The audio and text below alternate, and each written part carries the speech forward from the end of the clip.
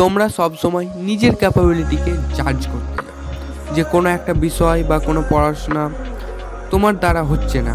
যেমন অঙ্ক, ফিজিক্স বা ইতিহাস, এই সমস্ত সাবজেক্ট আগে থেকেই তুমি হচ্ছে না দেখো, মানে ভেবেই বসে থাকো যে হবে না। তুমি দেখো যে পড়াটা হচ্ছে না, তার পিছনে তুমি কতটা টাইম স্পেন্ড করেছো, কতটা টাইম দিয়েছো, আদৌ কি যতটা সময় দেওয়ার দরকার ছিল সেই সময়টা কি ওই পড়াটার বা ওই বিষয়টার পিছনে কি দিয়েছো, না তার আগেই নিজের ক্যাপাবিলিটি কি জাজ করতে লাগছো যে ওটা আমার দ্বারা হবে না।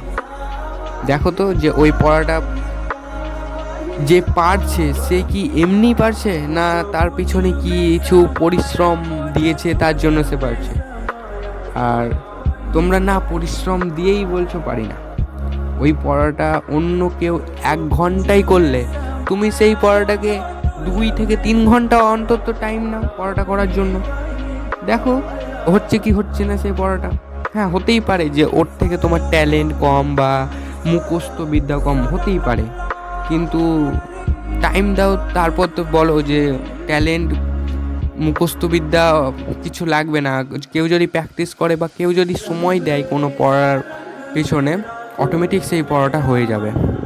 আর এখন পর্যন্ত এটাও বলা নেই যে ট্যালেন্ট কম বা মানে তাদের মুখস্থ বিদ্যা কম বলে তারা বড় বড় জায়গায় পৌঁছাতে পারেনি। ট্যালেন্ট কম হতেই পারে, কিন্তু তারা স্মার্ট ওয়ার্ক আর হার্ড ওয়ার্ক দিয়ে তারা কিন্তু সেই বড় বড় পজিশনে পৌঁছে গেছে।